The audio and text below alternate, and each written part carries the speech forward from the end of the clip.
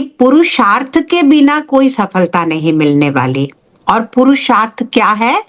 हम जो मन से, जो वचन से, जो कर्म से कर रहे हैं, क्या वो शास्त्रों के ज्ञान के और धर्म के अनुसार है हमारा कर्म? धर्म के विपरीत नहीं कर सकते कर्म। धर्म क्या है? अगर मैं माँ हूं तो माँ का धर्म देख लो क्या है। सीधी बात है। हम धर्म की अवहेलना नहीं कर सकते। धर्म का पालन करते करते ही तो ईश्वरीय तत्व के साथ जुड़ पाएंगे। गुरुजी ने क्या कहा है? धर्म है क्या? धर्म वो आधार है जिसपे आप ईश्वर के बनाए हुए मार्ग पे चलते हो, जो ईश्वर की ओर जा रहा है। अगर आप अधर्म का मार्ग अपनाते हो तो वो मार्ग ईश्वर की ओर जाता नहीं। ईश्वर क्या है? सच्चिदानंद, जो आपको शांति, आनंद चाहिए जीवन में, जो आपको पूर्णता चाहिए, वो आपको धर्म के मार्ग पे चल के मिलने वाली है। अधर्म के मार्ग पे चलते चलते तो भूत प्रेत बन जाओगे है ना? इतनी डिजायर्स आपको ग्रिप करेंगी, वो आपके इस लाइफ टाइम से दूसरे लाइफ टाइम में जाएंगी, फिर अगले लाइफ टाइम में आपके साथ चिपकी रहेंगे इम्प्रेशंस। हाँ, तो नहीं तो ये होने वाला है। तो संयोगवश हम कुछ लोगों के साथ रिश्ते नाते के संबंध में आते हैं, कुछ समय के लिए आते हैं। बहुत सारे शास्त्रों में बड़ी सुंदर सुंदर कथाएं हैं जो हमें बताती हैं कि इस लाइफ टाइम के जो हमारे संबंधी हैं, वो जब अपनी जीवन यात्रा पूरी कर लेते हैं तो उसी पल उनके पूरे के पूरे संबंध हमसे टूट जाते हैं। वो ऐसी यात्रा में तीव्रता से आगे बढ़ जाते हैं कि उन्हें याद भी नहीं रहता। हमें याद है लास्ट लाइफ टाइम में हम कहाँ थे? नहीं। हमें किसी को याद है? नहीं याद। हमारे कौन माता पिता थे? आगे चल के योग वशिष्ठ में एक बड़ी सुंदर कथा आती है कि एक भाई हैं दो, उनके माता पिता की डेथ हो जाती है।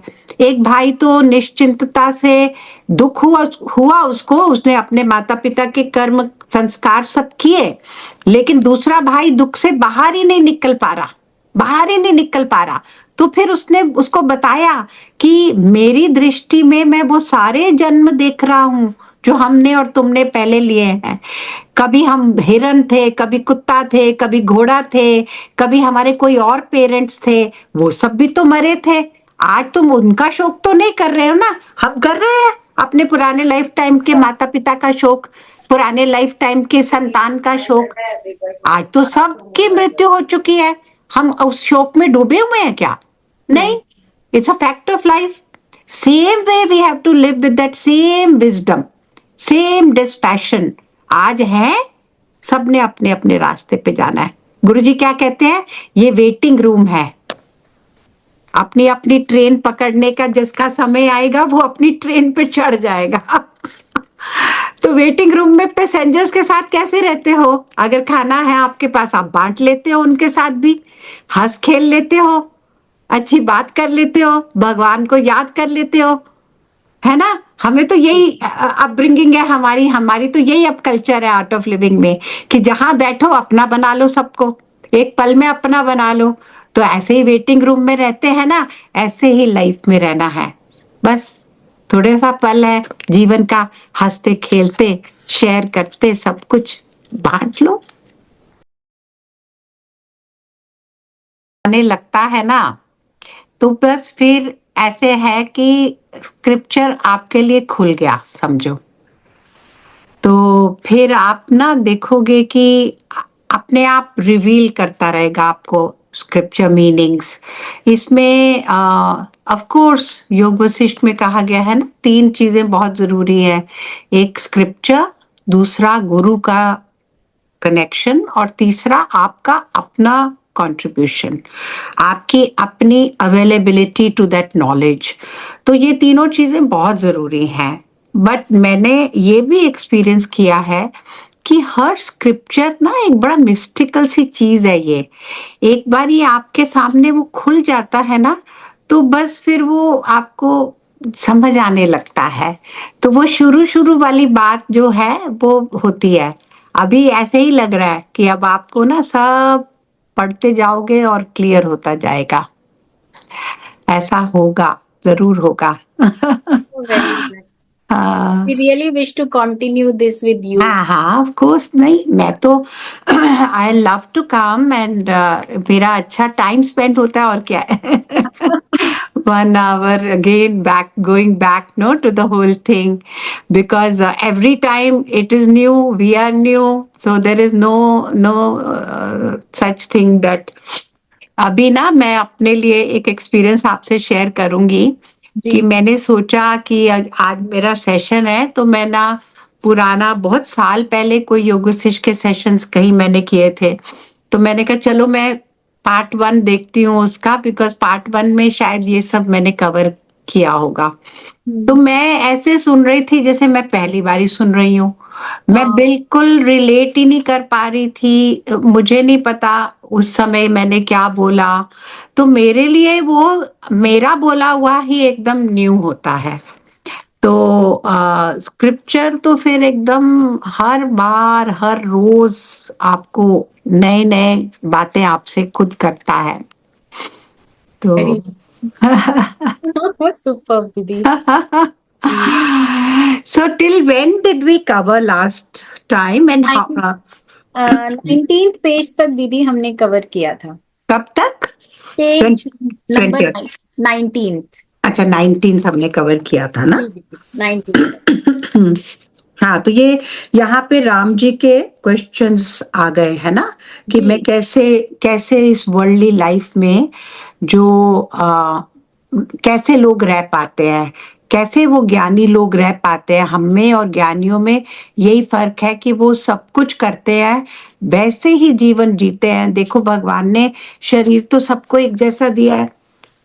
आप गुरुजी के आसपास रहिए तो देखोगे वो भी खाना खाते हैं 2-3 टाइम जैसे हम खाते हैं, कपड़े पहनते हैं, नहाते हैं, सोते हैं, है ना।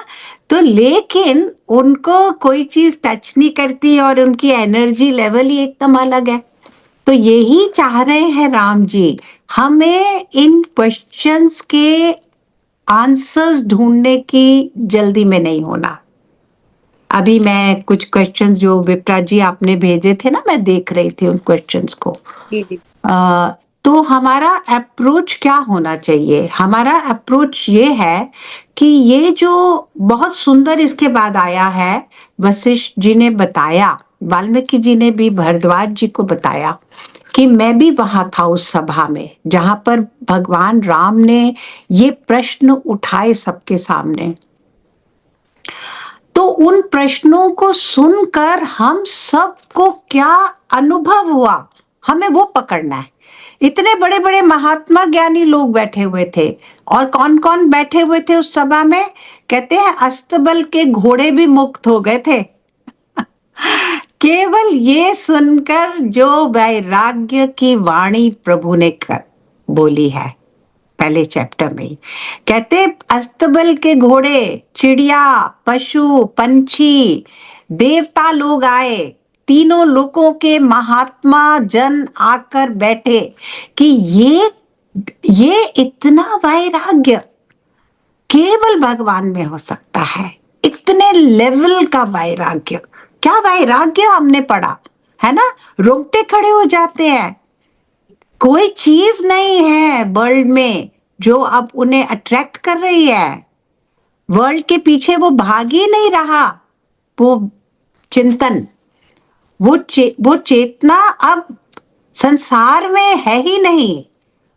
वो केवल अंतरात्मा की तरफ चली गई है वो चेतना। तो ये है लक्ष्य योग वशिष्ठ के इस पूरे अध्याय का। तो अब इस लाइट में हमें देखना है हमारे क्या क्वेश्चंस बचते हैं। और वशिष्ठ जी ने कहा, वाल्मीकि जी ने कहा कि जिन लोगों को वो हम बैठे हुए थे, हमें ऐसा आभास हुआ कि इस संसार में कोई सुख नहीं, स्वर्गलोक में भी कोई सुख नहीं, कहीं सुख है ही नहीं यहां पर। और हमें दूसरी चीज क्या अनुभव में आई कि हम ही नहीं हैं, हम अपनी आइडेंटिटी हमारी ड्रॉप हो गई वहां पर ही। ऐसे ऐसे लगा सबको कि बस वो जैसे तस्वीर है मेरी यहाँ पर, अभी मैं देख रही हूँ ना, मेरी तस्वीर, आप सबकी तस्वीर मेरे सामने है, तो बस वो तस्वीर रह गई और हम नहीं रहे। तो ये इम्पैक्ट हुआ उन लोगों पे, ये प्रभु के प्रश्नों का इम्पैक्ट हुआ है। तो इन प्रश्नों में हमें ये नहीं करना स्टूडेंट बनके कि इनका आंसर क्या है। कई बार ऐसा होता है ना, हम लोग मैथ्स की प्रॉब्लम्स में भी वो हर किताब में पीछे आंसर्स लिखे रहते हैं ना। तो बच्चे क्या करते हैं, वो बच्चे कहते हैं पीछे से पहले आंसर चेक कर लेता हूं। आंसर क्या है, फिर इसमें मैं अपना दिमाग लगाऊंगा। तो हम वो नहीं करेंगे, किताब में पीछे नहीं जाओ, आंसर मत ढूंढो, ये क्वेश्चंस अपने से करो। ये वाले क्वेश्चंस जिनका आंसर नहीं ढूंढना, केवल क्वेश्चन करना है, केवल विचार करना है। एक तलवार मिली है अब हमें, जिससे हम संसार की जड़ें काट देंगे। संसार की जड़ें काटनी मतलब ये जो हमारे संबंध है। यहाँ पर एक बहुत सुंदर किसी ने सवाल किया है, उसको अभी हम लेंगे। लेकिन ये जो हमें यहाँ पर मोह का है ना इशू, बंधन प्यारे हैं, प्रेम बहुत सुंदर है, प्रेम ही तो वो सीढ़ी है जो भगवान से मिलाने वाली है। लेकिन ये जो मोह के धागे हैं, जिन्होंने हमारी हृदय की ग्रंथियां बांध के रखी हैं, जन्मों जन्मों तक ये बंधन, हम इनसे मुक्त नहीं हो पाए हैं। आज भगवान वो बंधनों से छुड़ाना चाह रहे हैं हमें। ये बार बार बोल के, अरे कहाँ तुम फंसे हो, किस चीज में फंसे हो, धन लक्ष्मी में फंसे हो, आयु में फंस गए हो, बच्चों में फंस गए हो, संबंधों में फंसे हुए हो, ऐश्वर्य में फंसे हुए हो, इंद्रियों सुखों में फंसे हुए हो। ये जगाने के लिए प्रभु कह रहे हैं यहां कुछ नहीं है। सब ये जो निराशा है, ये दिव्य निराशा है। इस निराशा के साथ ही आगे बढ़ सकता है साधक। ये वो निराशा नहीं है कि अब हम कुछ नहीं करेंगे, अब हम पूरी तरह से डिप्रेस्ड होके रहेंगे। ये वो निराशा नहीं है। ये वो निराशा है जो हमारे अंदर इच्छाओं का ज्वर कभी ठंडा नहीं हो पाया, जो आशाओं की रस्सियों से हमने अपने को बांधा हुआ है इस संसार से, उसको काटने वाली ये निराशा है प्रभु की। इसीलिए मैं बता रही हूं ना कि वाल्मीकि जी ने कहा हम सबको ऐसे लगा हम है ही नहीं, हमारी तो बस तस्वीर ही रह गई है और इस सारे संसार में कोई सुख नहीं बचा। जिस स्वर्ग के लिए लोग इतने कर्म करते हैं, इंतजार करते हैं, हमें लगा वो स्वर्ग ही में कुछ भी नहीं रह बचा, कुछ है ही नहीं। तो ये जो ध्यान में गुरुदेव क्या कहते हैं, ध्यान करो, ध्यान का मतलब क्या है, विश्राम। हाँ, ध्यान कैसे होगा, मेरे को कुछ नहीं चाहिए, वो तो पहला स्टेप है। अचाह, मैं कोई नहीं हूं, यही एक्सपीरियंस आया है राम जी की वाणी के बाद। ये एक्सपीरियंस में लोग गए हैं। हमारे मन में क्या चल रहा है, अब हम अपने को चेक करते हैं। हम क्या ये बुद्धिजीवी बनकर एनालाइज ही करते रह जाएंगे सारी जिंदगी, राम जी ने ऐसे क्यों कहा, ये क्यों हुआ, वो क्यों हुआ। अरे नहीं, अपने को देखो, खाली हो जाओ। हमें खाली करना चाह रहे हैं। हमने कितना कूड़ा जमा करके रखा हुआ है, कभी सफाई धुलाई करी नहीं है हम लोगों ने अपनी, इसलिए थोड़ा सा इलेक्ट्रिक शॉक है जगाने के लिए। हाँ, तो ये बैकग्राउंड है इस चैप्टर की। कोई क्वेश्चंस यहाँ पर आप बताएं, आप कोई बोल। हाँ, आ, अगर पूछना चाहते हैं ममता जी, कौशल, हाँ तो पूछिए। you can, हाँ। हाँ जी। कौशल बोले, कौशल को पहले बोले। जी, जय गुरुदेव दीदी। जय गुरुदेव। मेरा एक प्रश्न तो मुझे ये आ रहा था, जब मैं अपने आप को रिलेट कर रही थी राम जी के प्रश्नों के साथ, तो उन्होंने बहुत सारे दुःख के कारण हमें बताए। तो एक हम्म। दुःख का कारण जो उन्होंने बोला, लालसाएँ। तो हम्म। ऐसा लगता है कि हाँ, बात तो सही है, ये जो इच्छा है, ये हमको हाँ बहुत भगाती है, बहुत भगाती है।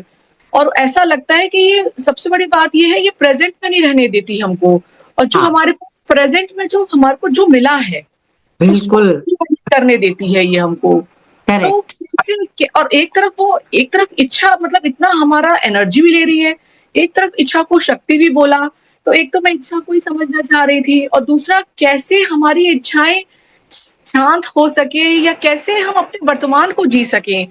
इच्छाएँ तो शायद कभी नहीं खत्म होंगी ऐसा लगता है, लेकिन कैसे इसको बैलेंस को कैसे समझें, ये मैं हम्म। समझना चाहती हूँ। हम्म। ये आपका बहुत अच्छा क्वेश्चन है कि इच्छा शक्ति भी है और इच्छा को कैसे इसके साथ रहें। तो गुरुदेव हमेशा कहते हैं इच्छा है क्या? इच्छा एक विचार है जो आ ही गया ऑलरेडी, उससे तो हम नहीं लड़ सकते। तो इच्छा को भक्त कैसे रहता अपनी इच्छाओं के साथ? पहली बात तो भक्त के मन में कोई इच्छा उठती ही नहीं, क्योंकि वो प्रभु की समीपता इतनी अनुभव करता है भक्त कि उसके अंदर और कुछ उसको चाहिए नहीं, उसके लिए प्रभु का अनुभव पर्याप्त है जीवन जीने के लिए। तो दूसरा स्टेप क्या कर सकते हैं? अभी हम वहां नहीं पहुंचे तो हम उनको इच्छाओं को समर्पित कर देते हैं। कल ही मैं देख रही थी नारद भक्ति सूत्रा में एक बहुत सुंदर बात आती है। नारद जी ने कहा हमें प्रतीक्षा की साधना करनी होगी। प्रतीक्षा, हर इंसान के समय अनुसार उसको सब कुछ मिलता है। कहते ना समय से पहले फल भी मीठा नहीं लगता। कभी भी किसी को भाग्य से ज्यादा समय से पहले कुछ नहीं मिला। तो साधक क्या है? वो अपने समय के प्रतीक्षा के लिए राजी है। उस साधक के लिए जब उसके अंदर इच्छा उठती है, मतलब वो जी रहा है, उसके अंदर प्राण शक्ति है। वो पूरी वैराग्य में, ज्ञान में जीता हुआ, प्रभु के साथ जीता हुआ भी उसके अंदर जब इच्छा जागेगी, एक तो वो इच्छा बड़ी शुभ इच्छा होगी, एक तो वो इच्छा ही बहुत शुभ होगी। वो मोह में डालने वाली इच्छाएं नहीं है। वो इच्छा हमारे को शक्ति देती है, ताकि कल हमने सुबह उठना है ना, तो क्या करना है लाइफ में। अगर हम ऐसे कह दें कि कोई भी इच्छा नहीं होनी चाहिए, इच्छाओं से ही लड़ते रहोगे, वो भी एक इच्छा बन जाएगी। मुझे इच्छा का त्याग करना है, मुझे सब इच्छाओं का त्याग करना है, एक इच्छा ही बन गई। बिल्कुल। लेकिन अगर हमारे को ये है कि जब इच्छा जागी गई है तो उसको प्रभु को दे दो, वो जब देना होगा देंगे। प्रभु की माया है, प्रभु ने इस जगत में प्रभु लाए हैं, हमारे खाने पीने की व्यवस्था उन्होंने पहले की है, भूख हमें बाद में दी है। तो प्रभु सब हमारी व्यवस्था कर रहे हैं, तो इच्छा आई उसको प्रभु को दे दिया। तो इच्छा फिर बुरी नहीं है। वो इच्छा जो है वो हमें शुभ इच्छा है, और वो ही उस इच्छा को कहा है इच्छा शक्ति उमा कुमारी। इच्छा शक्ति है, वो उमा है और वो कुमारी है। वो अभी कुमारी है क्योंकि भगवान से अभी मिलना है उसको। जी। तो जब हम इच्छा को ऐसे जीते हैं ना, आए इच्छा आने दो, समर्पण कर दो, और फिर इच्छा आपके अंदर इच्छाएं उठती नहीं है, पहले ही वो पूरी हो रही होती हैं। ये तो सबके साथ ये एक्सपीरियंस होता ही है। तो इच्छा is not a problem. Problem is we are putting condition कि हमारी इच्छा पूरी क्यों नहीं हुई, उसकी हो गई। हमारी आज क्यों नहीं हुई, भगवान ने क्या पता कब तय करी है हमारे लिए वो चीज, और हमारे को जो हमारे लिए अच्छा है हमें नहीं पता। बच्चा छोटा कहता है ना, गुरुदेव ये एग्जाम्पल देते हैं कि मैं पुलिसमैन बनूंगा, ट्रैफिक पुलिसमैन बनूंगा। ट्रैफिक पुलिसमैन होने में कोई बुराई नहीं है, लेकिन कल को वो बनता कुछ और ही है। तो अगर वो ये जिद पकड़ लेता कि मेरे को तो ट्रैफिक पुलिसमैन ही बनाओ, और प्रभु उसको कुछ और बनाना चाह रहे थे, तो हर जिद तो प्रभु नहीं पूरी करते। हम अपने बच्चों की हर जिद पूरी करते हैं? हम नहीं करते। बिल्कुल। तो ये इच्छाएं बंधन नहीं है। इच्छा आती है, उसको आती है, एक विचार की तरह आई है, और उसको जाने दो, उसमें फंसना नहीं। यानी जब भी कोई इच्छा आ भी रही है, वो हमें तंग कर रही है जिस समय पे, तो उस समय हम बार बार समर्पण करते जाएं। और क्योंकि ये जो नॉलेज है ना, ये जो विश्वास है हमारा कि जो हमारे लिए बेस्ट है वो प्रभु कर रहे हैं, जिसको ये विश्वास अभी नहीं हुआ वो इच्छाओं के साथ लड़ रहा है, उसको तो लड़ाई करनी पड़ेगी। जिस दिन ये विश्वास जाग गया, जिस दिन ये विश्वास जाग गया मेरे को ज्यादा जो मैं डिजर्व करती हूं उससे ज्यादा मिल रहा है, जिस दिन ये दृष्टि आई हमारी, ये साफ दृष्टि आनी चाहिए, क्योंकि ऐसा कोई व्यक्ति नहीं है जिसको प्रभु ने कुछ ना कुछ गिफ्ट्स नहीं दी। किसी को कोई गिफ्ट मिली हुई है, किसी को कोई गिफ्ट मिली हुई है, सारे गिफ्ट सबको नहीं मिले। वो बहुत, फिर वो तो हमारे कर्म है, हमारी कई चीजें उसमें रोल प्ले करती हैं। हमें अगर अपनी गिफ्ट्स को ही देखेंगे ना तो फिर हम शांत रहते हैं। इच्छा आती है तो अच्छा है, वो हमें संकल्प देती है कि कल को हम ये करें अपने लिए, औरों के लिए ये करें। अब इच्छा उठ सकती है ना कि मैं भी ऐसा ज्ञान और पढ़ूं, मैं और लोगों के साथ ये ज्ञान को बांटूं। गुरुदेव हमेशा कहते हैं जब हमें मिलते हैं, क्या कहते हैं? खुश हो, अगर नहीं खुश हो तो खुश होना सीखना है। ये भी इच्छा है, ये अच्छी इच्छा है कि हमें खुश होना सीखना है, हमें शांत रहना सीखना है। हमारे अंदर इतनी क्लैरिटी होनी चाहिए कि हम अपने जीवन को ठीक दिशा पे चलाएं, और जो हमारे आसपास आए वो भी ठीक दिशा पे चल पाए। Very nice, very nice. हाँ, अगर मेरे को ये इच्छा है कि मेरे को ये कार खरीदनी है, okay, let's take a gross example, nothing wrong, nothing wrong. हाँ, पर मैं ये चोरी करके तो नहीं खरीद सकती ना। मेरे पास पैसा नहीं है और मैं चोरी कर लूं क्योंकि मेरी इच्छा है, नहीं। जब मुझे मिलनी होगी मिल जाएगी, तब तक बहुत सारे और वाहन हैं, बहुत सारे और तरीके हैं इधर से उधर जाने के, तो क्या प्रॉब्लम है? किसी से compete नहीं करना। वर्ल्डली चीजों को लेकर ये एक स्टेटस सिंबल बनाते हैं जब हम लोग, तो ये हमारे पास चिपक जाते हैं भूत की तरह। ये इच्छाएं उसको है, उसके पास है, हम फिर वही, हमारे बच्चे भी हमारे साथ वो करते हैं, क्योंकि बच्चे भी वही देखते हैं स्कूल में जा जाके। अक्सर लोग कहते हैं हमारे को अपने लिए कोई इच्छा नहीं, पर फिर हमारे बच्चे आके कहते हैं ना कि वो फॉरेन हॉलिडे पे गए, उनके पास ये गाड़ी है फादर के पास, तो वो हमें तंग करता है। अरे तंग करता है, क्यों तंग करता है? बच्चों को भी सिखाओ, बच्चों को भी सिखाओ। You know, my father, he was a government servant, okay? And 3 children he had to educate. He could not give us anything and everything. तो कभी हम मांगते थे तो वो हमें कहते थे, बेटा, this is my salary. These are the monthly expenses. This salary I'm giving in your hands. Now you plan the monthly budget. Whatever we can buy, it's right here in front of you. And I feel we have stopped giving those kind of messages to ourselves and to our children. And this is a disservice. It's a disservice to the children. There is nothing, we should be proud. जो हमारी honest earning है, बस उसके साथ हमें बहुत pride के साथ रहना। किसी के पास ऐसा क्या है जो उनको बहुत खुशी दे देता है? अरे अमीर से अमीर लोगों की चिंताएं, उनको रात की वो नींद की प्रॉब्लम, उनकी हेल्थ के प्रॉब्लम्स, उसमें तो कोई नहीं जाता। हम उनकी वेल्थ जरूर देखते रहते हैं। तो ये ज्ञान में बार बार सत्संग से जुड़ो, विवेक से जीवन को जियो, थोड़ी सब्र, थोड़ा प्रतीक्षा, थोड़ा संतोष, थोड़ा धैर्य, ये हम एक दूसरे से सीखते हैं। जब अच्छी कंपनी में आप रहने लगते हो तो यही सब तो सीखने को मिल रहा है जी बिल्कुल ना। बिल्कुल। बहुत ही सुंदर, बहुत ही तृप्त कर दिया आपके जवाब ने मुझे। मुझे भी करा है। हम सब सुनते हैं ना वही बातें, बार बार सुननी पड़ती हैं ये बातें हमें।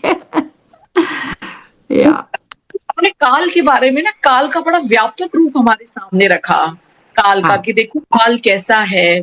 तो काल के लिए उन्होंने काफी सारे वर्ड्स यूज किए, जैसे कि है ना, तो उन्होंने बोला कि ये तो बड़ा छलिया है, बड़ा मायावी है, बड़ा निर्मम है, क्रूर है। तो ये कौन सा पक्ष हमें दिखा रहे थे कि मतलब इससे बहुत ज्यादा अटैच ना हो हम, ये ऐसा है क्या? वो इस तरह से कुछ चाह रहे थे? जो व्यक्ति अपने जीवन से अटैच्ड है, जिसको सारा टाइम अपनी चिंता लगी है, what about me, what about me, मेरे को ये हेल्थ प्रॉब्लम ना हो जाए, और सारा टाइम अपनी हेल्थ को लेके जो चिंता ही करते रहते हैं, ऐसा तो कोई नहीं आया जो हमेशा यहाँ बना रहेगा। तो ऐसे व्यक्ति के लिए तो काल क्रूर है ना, काल ने तो अपना वार करना है। तो यही बार बार सारे ग्रंथ कहते हैं कि आपके पास कुछ भी हो, व्यक्ति के पास कुछ भी हो, काल सबके सर पे मंडराता है।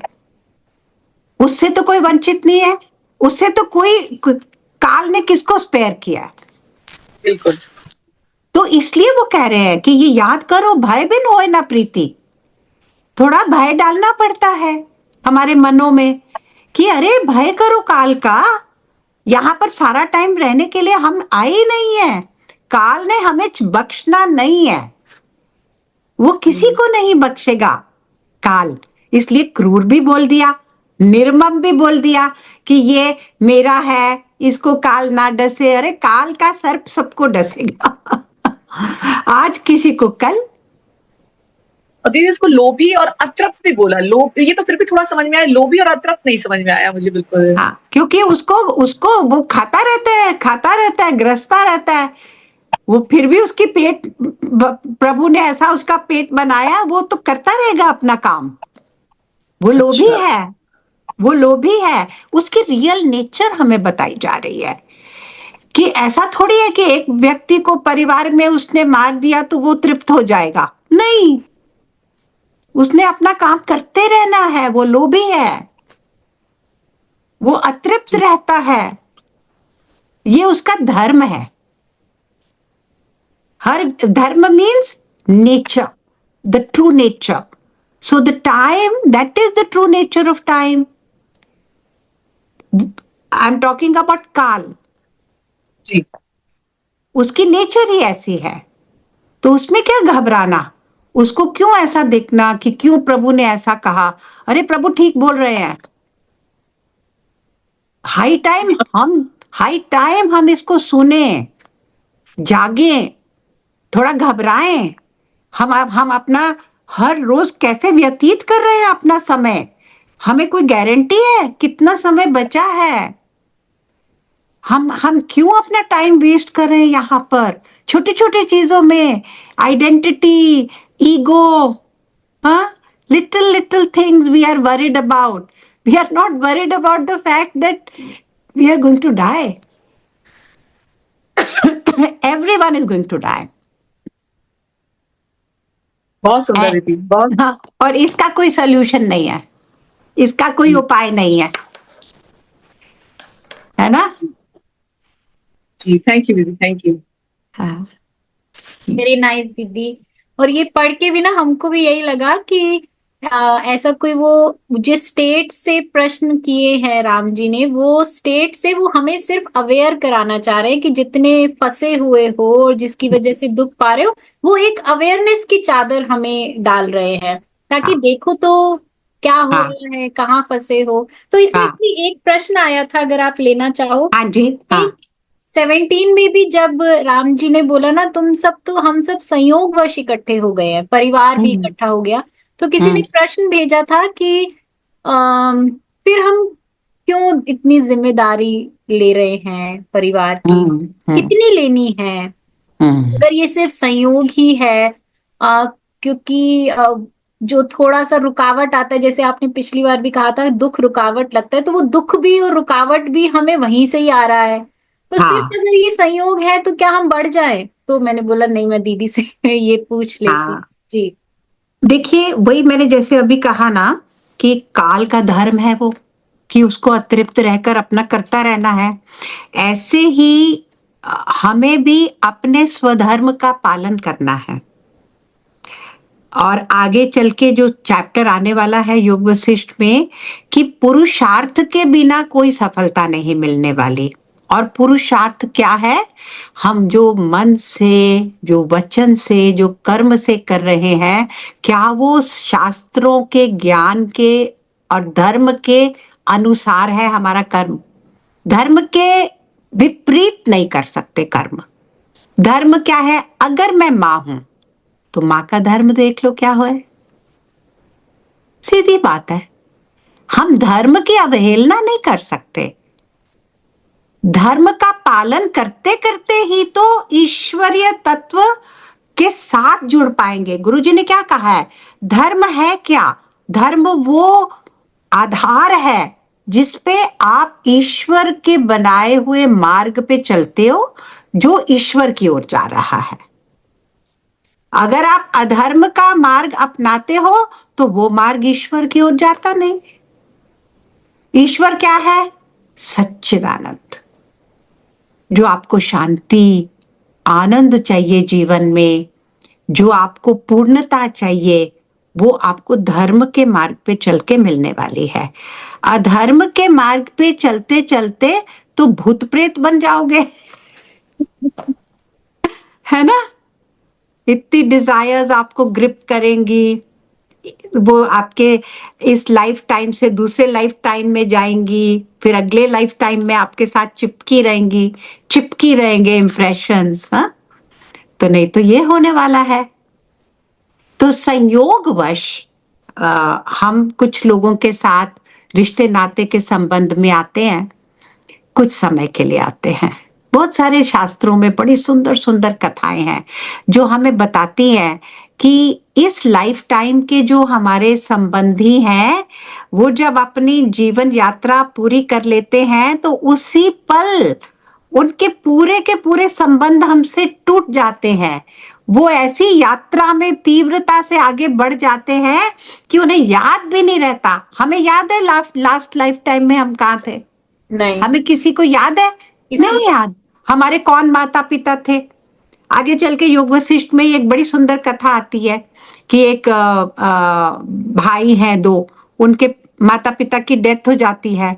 एक भाई तो निश्चिंतता से दुख हुआ उसको, उसने अपने माता पिता के कर्म संस्कार सब किए, लेकिन दूसरा भाई दुख से बाहर ही नहीं निकल पा रहा, बाहर ही नहीं निकल पा रहा।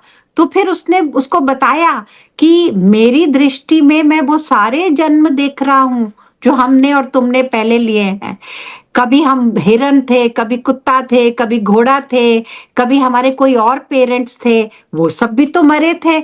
आज तुम उनका शोक तो नहीं कर रहे हो ना, हम कर रहे हैं अपने पुराने लाइफ टाइम के माता पिता का शोक, पुराने लाइफ टाइम के संतान का शोक। आज तो सबकी मृत्यु हो चुकी है, हम उस शोक में डूबे हुए हैं क्या? नहीं, it's a fact of life. Same way we have to live with that same wisdom, same dispassion. आज है, सबने अपने अपने रास्ते पे जाना है। गुरुजी क्या कहते हैं? ये वेटिंग रूम है। अपनी अपनी ट्रेन पकड़ने का जिसका समय आएगा वो अपनी ट्रेन पे चढ़ जाएगा तो वेटिंग रूम में पैसेंजर्स के साथ कैसे रहते हो? अगर खाना है आपके पास, आप बांट लेते हो उनके साथ भी, हंस खेल लेते हो, अच्छी बात कर लेते हो, भगवान को याद कर लेते हो, है ना? हमें तो यही अपब्रिंगिंग है हमारी, हमारी तो यही अब कल्चर है आर्ट ऑफ लिविंग में, कि जहां बैठो अपना बना लो, सबको एक पल में अपना बना लो। तो ऐसे ही वेटिंग रूम में रहते हैं ना, ऐसे ही लाइफ में रहना है बस। थोड़ा सा पल है जीवन का, हंसते खेलते शेयर करते सब कुछ बांट लो, जी दीदी, है वेरी ना। नाइस। और गुरुदेव कहते हैं लास्ट मोमेंट जब लाइफ की है, जब आपके लाइफ का लास्ट पड़ाव है, तब देखोगे क्या मैटर करता है। दो चीजें मैटर करती हैं, कितना प्रेम बांटा, कितना ज्ञान इकट्ठा किया, बस ये दो चीजें मैटर करेंगी।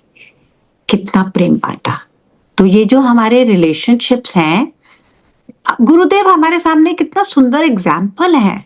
गुरुदेव ने परिवार को छोड़ा ही नहीं, उन्होंने कहा मैंने अपने परिवार को बड़ा कर लिया।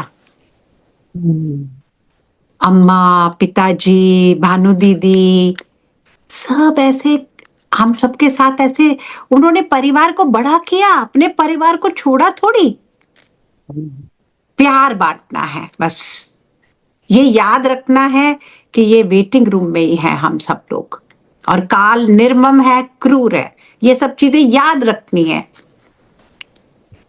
थैंक और यू। अल्टीमेटली हमारी जो संतान है, जिनके पीछे हम कहते हैं अरे इनका भला, इनके लिए हम सोचते हैं, इनके लिए हम चिंता कर रहे हैं, जैसे हमने अपना जीवन जी लिया, हमारे माता पिता को भी चिंता हुई थी हमारी, पर वो कुछ कर पाए हमारी लाइफ में, कुछ हमारी डेस्टिनी को बढ़ा पाए, हमारी किस्मत से ज्यादा हमें कुछ वो दे पाए?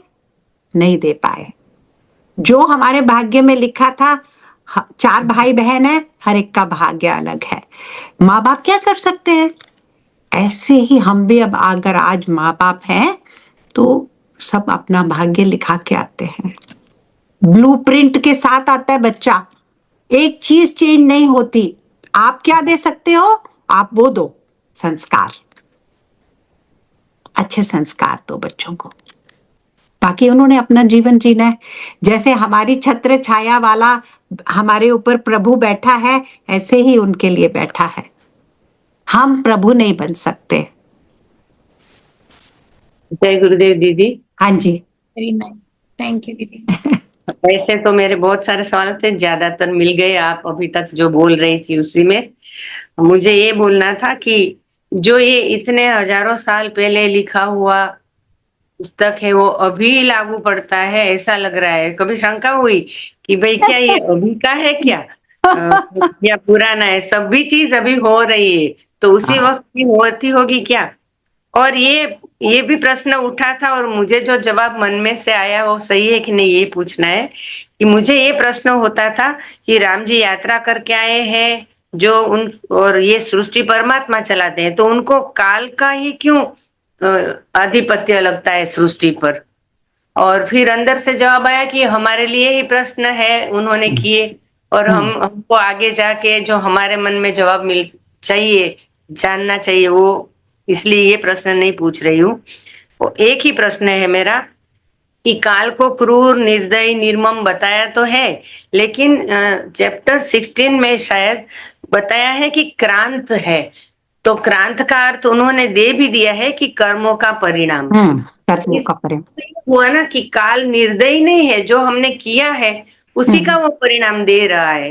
अभी हमने अगर कुछ गलत किया है तो वो लोभी है, अतृप्त है, वो तो बराबर है, लेकिन वो इसीलिए अतृप्त है क्योंकि हम इतने सारे समुदाय है तो कुछ न कुछ ऐसा गलत करते रहते हैं जिसका उसको देने की जिम्मेदारी परमात्मा ने सौंपी है। वो दया करेगा तो कैसे करेगा काम, इसलिए निर्दयी है। कहते हैं ना घोड़ा घास से कैसे, है ना, हाँ, तो कैसे जिंदा रहे, घोड़ा घास ना खाए तो। हाँ, तो ऐसे ही। हाँ, तो वो निर्दयी शब्द को ऐसे नेगेटिवली नहीं देखो, वो देखो कि वो उसको वैसे ही उसका धर्म है, वो उसका कर्म है। वो दया नहीं करके ऐसे दया करने लगेगा तो सब यहीं पे बूढ़े बूढ़े लोग बैठे रह जाएंगे, और इतने बूढ़े हो जाएंगे वो, क्योंकि काल ने उनपे दया कर दी। फिर हमें उनको संभालना मुश्किल हो जाएगा, इतने सारे लोगों को पृथ्वी पे। पृथ्वी भी जो है, हर चीज का बैलेंस चाहिए लाइफ में ना, इसलिए जब समय आता है ये शरीर छोड़ के नए शरीर में जाना पड़ता है, क्योंकि ये शरीर अब काम ही नहीं कर रहा हमारे कर्मों को आगे आगे के जो कर्म हमने जीने हैं उनके लिए अब हमें नई बॉडी की जरूरत है, नया पार्ट डालना पड़ेगा। कार में एक पार्ट खराब होता है तो नया पार्ट डाल देते हैं, सोचते थोड़ी हैं कि ये डाई हो गया है। ऐसे ही आगे आगे जीव की गति है, जीव अपनी गति पे निकला हुआ है, तो कभी उसको किस शरीर में गति पूरी करनी है तो कभी किसी और शरीर में।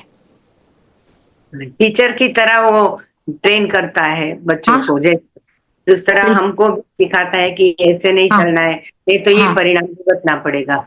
हाँ हाँ जय गुरुदेव दीदी, मेरा भी जय। कुछ ऐसा ही क्वेश्चन था कि हाँ जब हम मतलब या जो भी कोई अचानक मर जाता है या हम भी आत्म स्वरूप हो जाएंगे, तो क्या हमें रियलाइज होगा कि क्या गलतियां की हमने, और क्या मतलब सारी चीजों का रियलाइजेशन होगा क्या उस टाइम पे? दो या चीजें होती हैं, हमारे ग्रंथ कहते हैं, हमारे ग्रंथों के ज्ञान के अनुसार दो चीजें होती हैं। एक तो कहते हैं जब लास्ट मोमेंट होता है तो पूरी लाइफ सामने आती है, जो जो खासकर जो जो गलत काम हमसे हुए हैं ना, ऐसे पिक्चर की तरह हमारे सामने आके खड़े होते हैं। पूरी लाइफ की रील चलती है, बैकवर्ड मोशन में चलती है उस समय। एक ये, दूसरा श्रीमद् भागवतम में और कुछ और ग्रंथों में भी ये ज्ञान बताया जाता है कि जीव आत्मा जब माँ के गर्भ में होती है तो जब वो डेवलप हो जाता है, जीव जब वो पूरी तरह अवेयर होता है, 7-8 महीने का जब जीवात्मा माँ के गर्भ में होती है, तब कहते हैं हमें सबको प्रभु का दर्शन होता है उस समय, और हमें अपने सारे कर्म याद आते हैं जो हमने पिछले जन्म में करके आ रहे हैं, और हमें दिखाई देता है कि ये मिस्टेक्स हमने की तब, और हम प्रभु को कहते हैं कि इस बार हम वो गलतियां नहीं करेंगे प्रभु, क्योंकि माँ के गर्भ में इतनी तकलीफ हम सह रहे हैं, और हमें पता चलता है कि वो कर्मों के कारण अब दोबारा माँ के गर्भ में हम इस गर्मी, तीखे,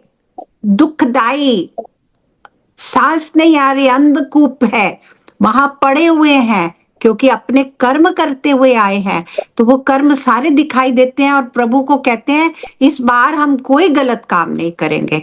और प्रभु हमारे जो है ना, हमारे साथ खेलते भी हैं। जैसे ही हम माँ के गर्भ से बाहर आते हैं वो ये स्मृति छीन लेते हैं।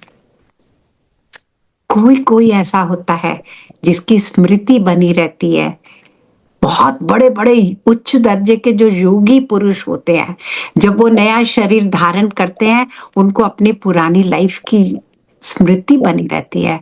नहीं तो प्रभु हमारे ऊपर कृपा कर रहे हैं, इसलिए हमारी स्मृति छीन लेते हैं कि हम जी नहीं पाएंगे। पुराने जन्मों की स्मृति बनी रहे ना, तो इस लाइफ में वो बैलेंस नहीं बनेगा, हम जी नहीं पाएंगे, इसलिए प्रभु वो स्मृति छीन लेते हैं। तो ये हमें याद आते हैं हमारे कर्म, तो बार बार याद ये आते हैं। सब हमें मतलब अगर हमने जितना ज्ञान यहाँ अर्जित किया है उस हिसाब से होगा, या मतलब किसी ने चाहे अचानक कोई चला गया है तो उसको भी उतना ही रियलाइजेशन होगा? जो जो कहते हैं, प्रभु भगवत गीता में भगवान ने कहा है ना कि मैं तुम्हारे योग और क्षेम इनकी रक्षा करता हूँ। मतलब जब तक हमारा को टाइम मिला इस प्लेनेट पे, जो जो हमने तब योग किया, हमारा अच्छे कर्म हमने किए, वो एक खाते में प्रभु जमा कर देते हैं। ये नहीं कि हम पूरा तो कर नहीं पाए थे, पूरी तरह तो इनलाइटन नहीं हो पाए थे, और अचानक मृत्यु आ गई, तो क्या हमारा ये सब वेस्ट हो गया?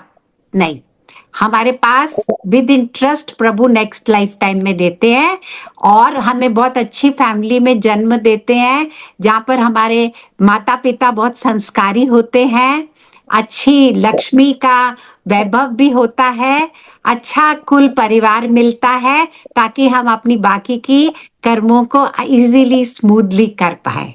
इसीलिए कहते हैं आने वाला जो हमारा जन्म है उसको हमें सुधारना है। अब आज सुधारेंगे। ये सब बातें स्क्रिप्चर्स में लिखी है, स्क्रिप्चर्स की बातें ही बताती हूँ। दीदी जो आज हमें ये मिल रहा है ये हाँ। सब, ये भी कोई पुराने पुण्यों का ही खाता है जो आज हम सब ऐसे ही समूह में बैठ के ये योग विशेष सुन रहे हैं। नहीं तो मिल नहीं पाता। प्रभु कृपा, बिना हरि कृपा मिले नहीं संता। सत्संग नहीं मिलता बिना हरि की कृपा के, और सब कुछ मिल जाता है जीवन में, सत्संग नहीं मिलता। श्रीमद् भागवतम में भगवान ने कह दिया उद्धव जी को जाते समय, उन्होंने कहा उद्धव तुम मुझे बहुत प्रिय हो, इसलिए मैं तुम्हें एक गुप्त बात बताने वाला हूं। मुझे सत्संग से जितनी जल्दी जीवात्मा मुझे पाएगी और कोई उपाय से नहीं पाएगी। सत्संग में इतनी शक्ति है कि वो हमारे कर्मों को धो डालता है, जला डालता है। एक एक पल जो सत्संग में बीतता है, जन्मों के कर्म धुल रहे हैं, जन्मों के कर्म धुल रहे हैं। इसलिए कहते हैं सत्संग ना छोड़ो, जहां सत्संग ना मिले उस स्थान में ना रहो। योग वशिष्ठ ने बोला, योग वशिष्ठ में ये बात बोली गई है कि सत्संग जहां ना मिले वहां मत रहो। ये है सत्संग की वैल्यू।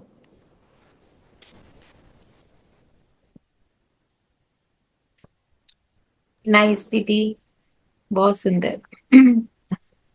तो आई थिंक सब ना एकदम खुश हो गए हैं जब आपने बोला कि ये सब आपके साथ जाने वाला है, तो सबकी आंखें भी भर आई और बहुत खुशी भी हो गई उनको।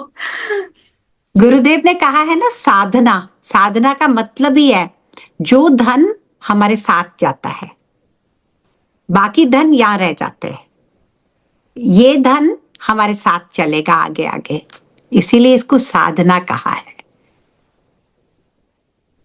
जी दीदी, I think we are done with questions for now दीदी, अगर आप चाहें आगे बढ़ना। जी दीदी। 19th किया है ना? हाँ, 20th।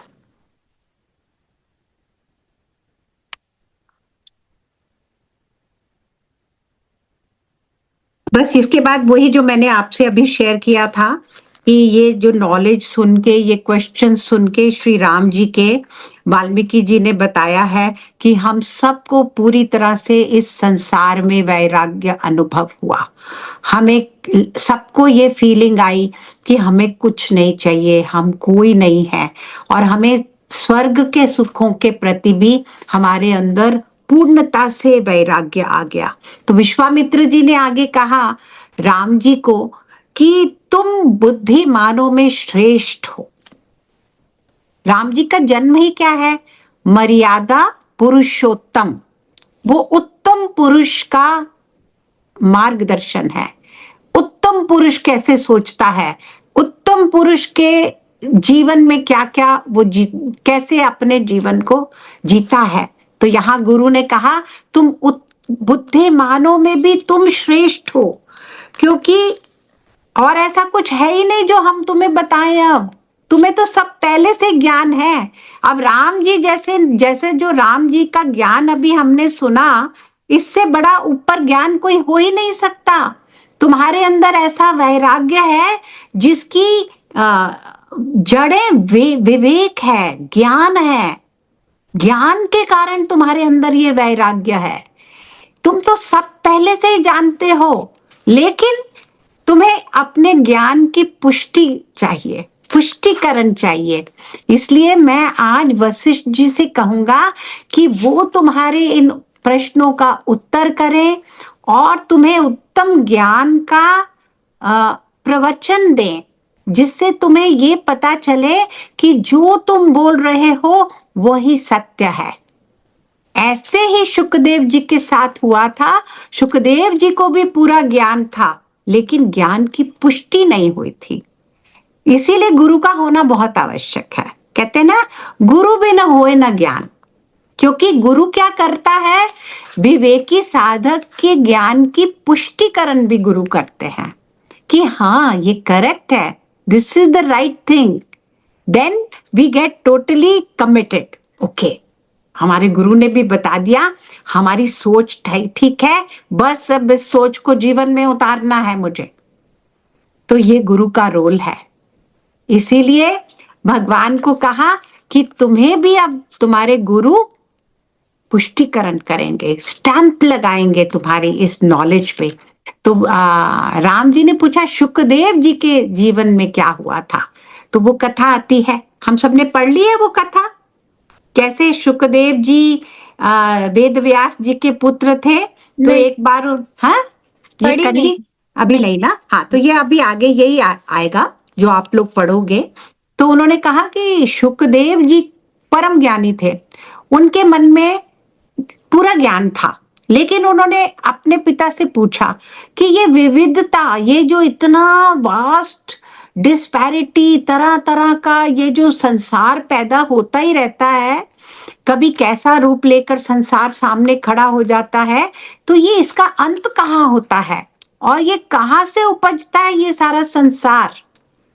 अब मेरा जो संसार है और आपका जो संसार है उसमें मेलजोल भी नहीं है। मैंने अपना संसार बनाया हुआ है जिसमें मैंने अपनी इच्छाएं पाली हुई हैं, मेरे अपने संकल्प चल रहे हैं। तो ये इस तरह तरह का संकल्पों भरा संसार कहाँ से पैदा हो जाता है। तब वेद व्यास जी को जो ज्ञान था उन्होंने बताया, उसका जवाब दिया।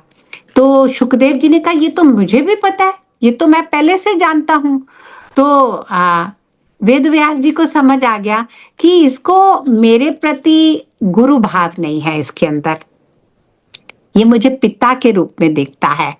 तो गुरु चाहिए, गुरु भाव चाहिए, तब हम सीखते हैं। शिष्य भाव होना जरूरी है। तो उन्होंने कहा एक राजा जनक है, वो परम ज्ञानी है, तुम उनके पास जाओ, वो तुम्हारे प्रश्नों का उत्तर देंगे। तो राजा जनक के पास शुकदेव गए, बाहर जाकर बोला कि अंदर बताइए कि मैं वेद व्यास जी का पुत्र हूं, मुझे ज्ञान के कुछ सवाल करने हैं। जनक जी को दरबार में मैसेज गया। जनक जी ने कहा कोई बात नहीं, उनको खड़े रहने दो बाहर। तो 5-6 दिन 7 दिन निकल गए, जनक जी ने पलट कर शुकदेव जी को नहीं देखा और शुकदेव जी एकदम शांत, पूरी तरह से कोई हलचल नहीं, कोई रेस्टलेसनेस नहीं। हम गुरुजी से मिलने जाते हैं ना तो सेक्रेटरी का दिमाग खा जाते हैं, किस टाइम मिले कि हमें वेट ना करना पड़े, तब गुरुजी फ्री होंगे, कब हमें गुरुजी अच्छा टाइम दे पाएंगे, तब हम गुरुजी से मिलने जाना चाहते हैं। तो उन्होंने परवाह नहीं की, खड़े रहे। हफ्ता बीत गया, तब राजा जनक ने कहा अब उनको दरबार में अंदर ले आइए। उस दरबार में पूरा एफ्लुएंस था, तरह तरह के, कोई संगीत चल रहा है, कोई नृत्य चल रहा है, बहुत सारा ऐश्वर्य उनको दिखाया गया कुछ समय तक, 4-5 दिन। तो उसका भी कोई प्रतिकार नहीं आया, कोई रिएक्शन ही नहीं था ना। जब कुछ नहीं पूछा गया तब ना, अब जो बहुत आप भगत हो रही थी, रेड कारपेट उनके लिए बिछा दिया गया ना, वो अब बिल्कुल दोनों अवस्थाओं में उनके अंदर कोई रिस्पांस नहीं आया। तब राजा जनक ने कहा अब मेरे पास ले आओ। तो राजा जनक ने कहा तुम्हें तो सब पता है, मैं तुम्हें क्या बता सकता हूं। तो उन्होंने कहा बस मेरा एक प्रश्न है कि ये संसार कहाँ से उपजता है और कैसे ये संसार समाप्त होता है। तब राजा जनक ने कहा जो बताया।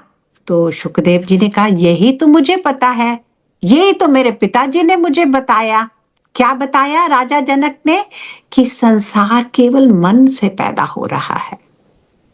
जिस दिन मन शांत हो जाएगा तब ये संसार भी शांत हो जाएगा। मनोनिग्रह एक शब्द आता है योग वशिष्ठ में, मन का निग्रह करने से ही संसार का अनुभव जाता है। मन में संसार बसाया हुआ है हम लोगों ने। जितना जितना मन से खाली होते जाएंगे ना, हम देखेंगे ये संसार वैसा ही था जैसा पहले था, पर हमारे अनुभव में नहीं आएगा। ऐसा होता है, बाकायदा होता है। जितना जितना संसार की पकड़ कम होती जाएगी, संसार का अनुभव जितना जितना कम होता जाएगा, उतना ही हम प्रभु की ओर बढ़ रहे हैं। पूरी तरह से संसार जब विलीन होता है, तब केवल प्रभु ही प्रभु रहते हैं, तब केवल प्रभु का अनुभव होता है।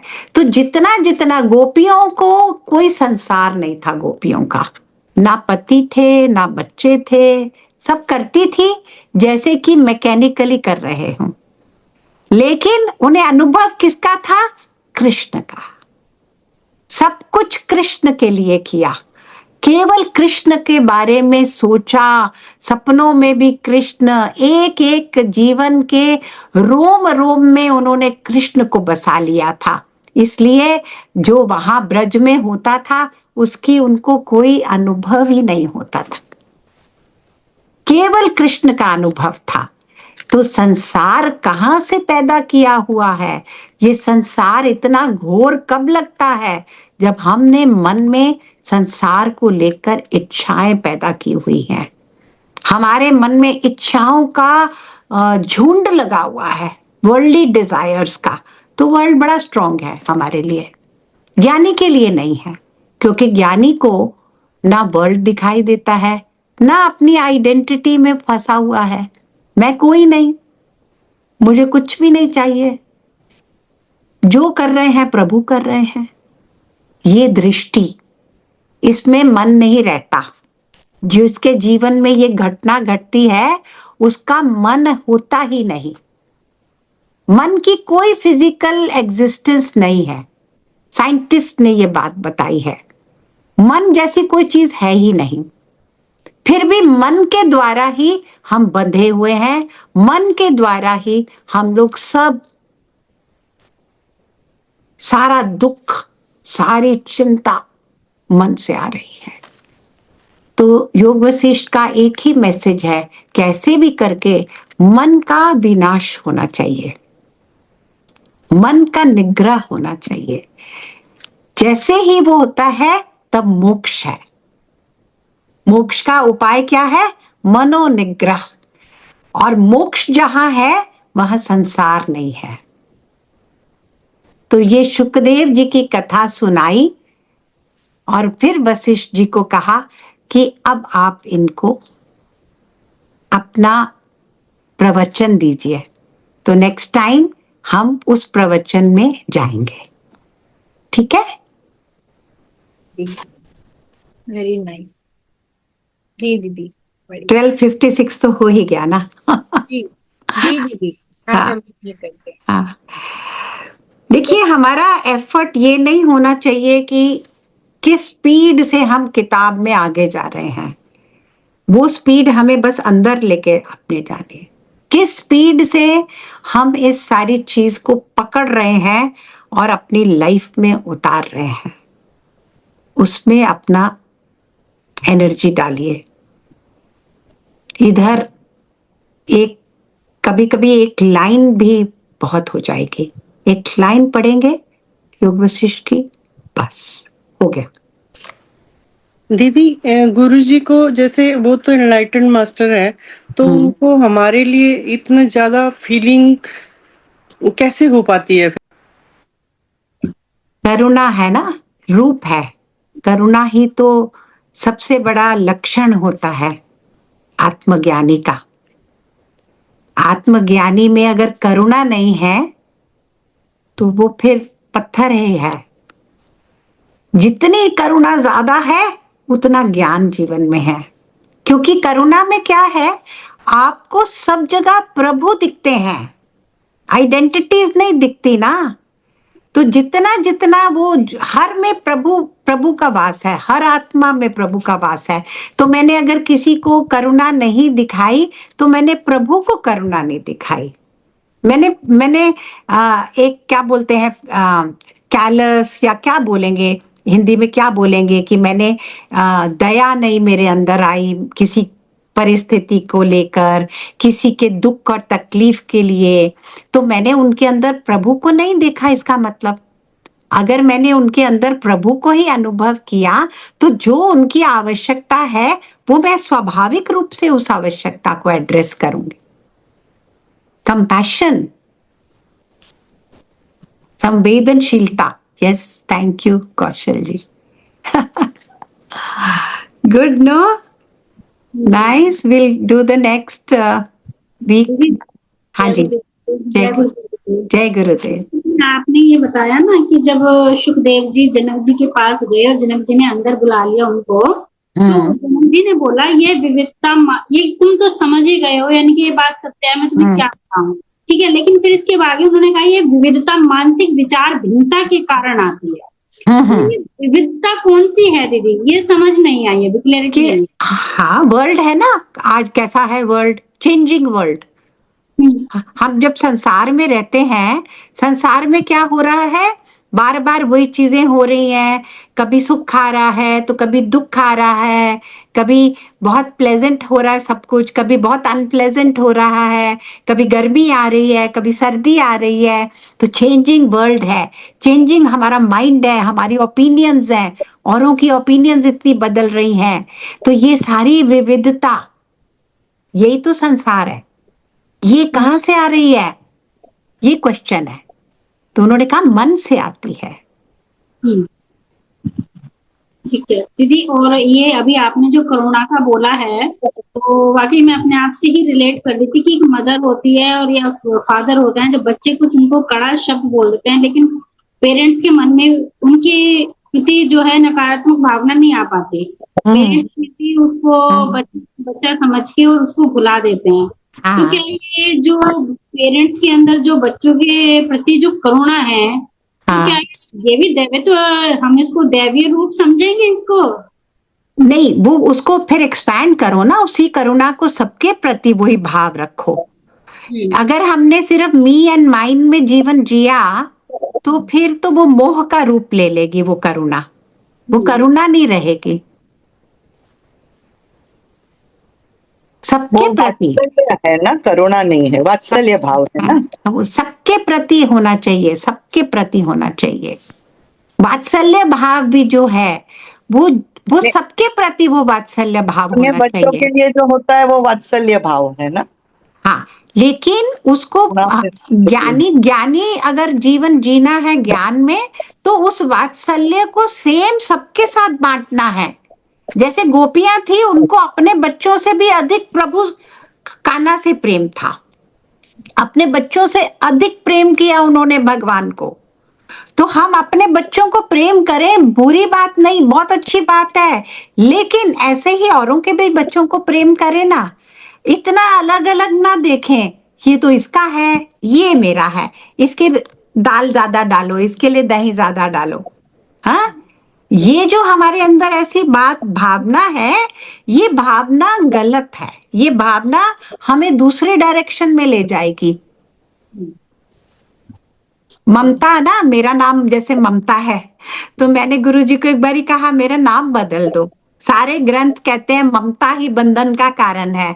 तो गुरुजी ने कहा तुम्हें मुझ पे ममता है? मैंने कहा बिल्कुल है। तो उन्होंने कहा फिर तुम्हारी ममता बुरी क्यों है? तो ये भाव को औरों के साथ बांटना, शेयर करना, इसको विस्तृत करना, इसको और फैलाना। जैसे गुरुजी ने अपने परिवार के साथ बड़ा परिवार भी जोड़ लिया, और वो सबके साथ उनका एक ही स्वभाव, एक ही व्यवहार है, कोई अंतर नहीं है।